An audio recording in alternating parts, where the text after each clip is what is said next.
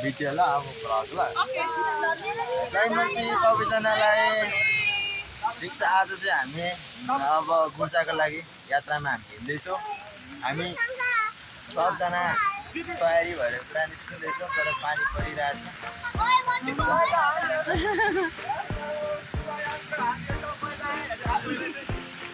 ल ठिक छ। अब हामी अहिले एकछिन भेट्छौँ।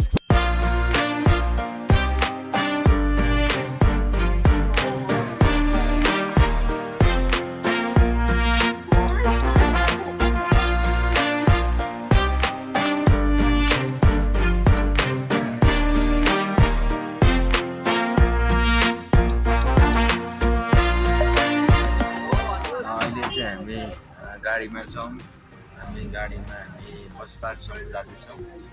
त्यहाँबाट हाम्रो घरमा निस्कियो अनि त्यसपछि हामी पोखराको गाडीमा चढेर जान्छौँ। लास्ट टाइममा के भन्छ गाडी मिलेको छ अनि हामी सबै सामान बोकेर गुर्जाको लागि हामी जाँदैछौँ। हल्का अलिकति ढिलो भएर सिनेमेटिक्सहरू खिच्न पाएन। ठिकै छ अब यस्तै छ अहिले। उताको देखाउँदा भइहाल्यो नि त्यस्तो राम्रो छ। दादाको हालत चाहिँ यस्तो छ खै एकछिनै उज्यालै त छैन उहाँ धन्नै गिटार बोक्छ। यहाँ हाम्रो एन्जिला भेरी एक्साइटेड। एन्जिला के हुँदैछ? 100को कतिवटा? 100को 3टा। उसको कान्छी निनी र जेठीले टेन्सन मान्दैछ यस्तो छ यत्रो भारी पकेर हिँड्दैछ। गएर देखाउनु आइया कि आइयो हात कोली त मेरो एउटा स्याउ।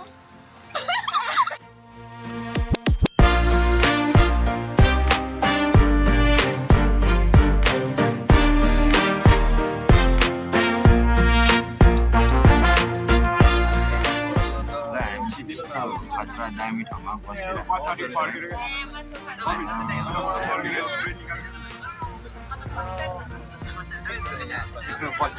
राजा बसाइ चाहिँ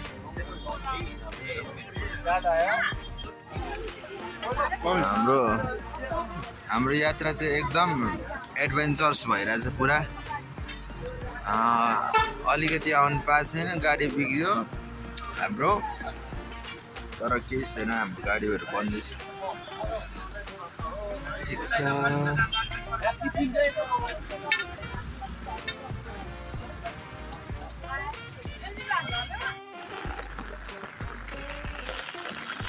हाम्रो चाहिँ राति पहिरो गएको कारणले गर्दाखेरि अहिलेसम्म बाटो खोलिसकेको छैन। हामी एकछिन हेर्नेछौँ है त यहाँनिर के हुँदैछ काम छ। डोजरले बाटो पन्साउँदैछ। अब अझै कति टाइम लाग्छ भन्ने कुरा अझै थाहा छैन।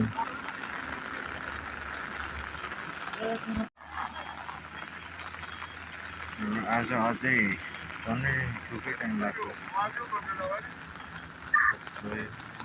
बाटो भरि गइरहेछ। यताको पहिरो खसेको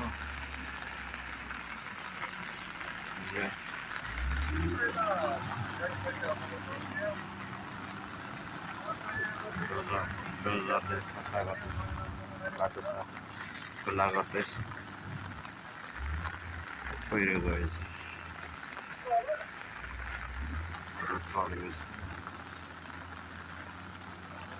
फाइनल्ली बाटो अलिकति खोलेको कारणले बाइकहरू आउनु सकेको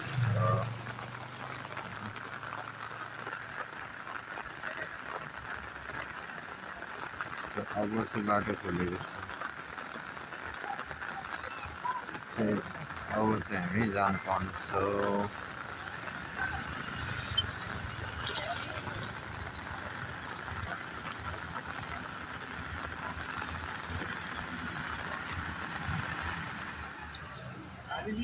ल कस्तो छ दादा अहिलेसम्मको यात्रा? कठिन थियो तर ठिकै छ। सुताइ तपाईँको अलिक गाह्रै भएको थियो है? मान्छे माथि सुत्दै अहिले चाहिँ हामी नयाँ पुल भन्ने ठाउँमा आएको छौँ घुम्ती नयाँ पुल घुम्ती आएन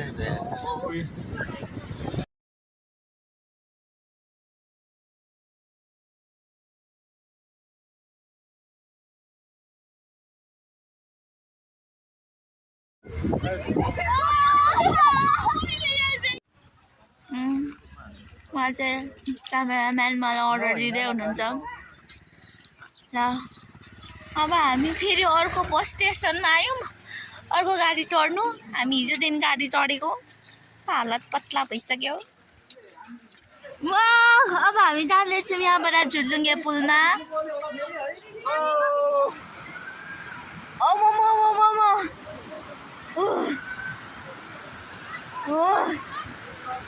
My God.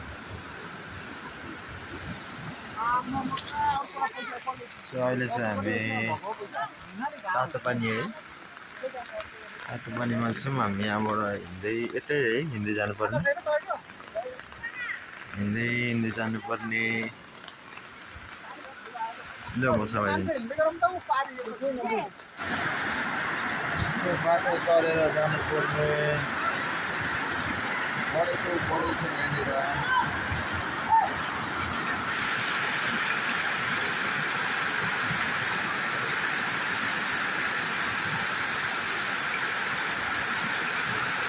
ल बग्दैछ अनि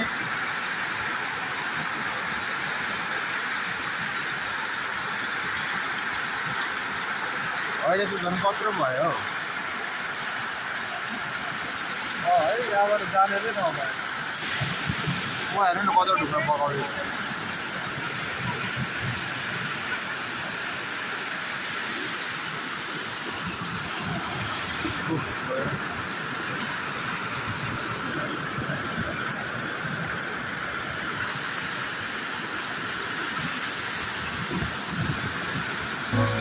यसलाई पहिरै त भन्छ अरे होइन